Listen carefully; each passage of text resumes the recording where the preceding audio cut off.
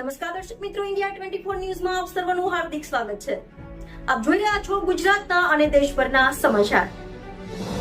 ખેડા જિલ્લાના કઠલાલ તાલુકાની ભાનેર પ્રાથમિક શાળામાં જૂના જર્જરિત 9 ઓરડાની હરાજી શાળાના ચોગાનમાં આજે સવારે 11:30 કલાકે કરવામાં આવી, જેમાં ભાનેર પ્રાથમિક શાળાના આચાર્ય, ગ્રામ પંચાયતના સરપંચ અને ગ્રામજનોના ઉપસ્થિત રહ્યા હતા અને હરાજીમાં બોલી બોલનારે 5000 ભરી બોલી બોલવાની હતી, જેમાં 9 ઓરડાની હરાજીમાં ઇલેક્ટ્રિક પંખા, ટ્યુબલાઇટ, ફર્નિચરનો સમાવેશ કરવામાં આવેલ નથી.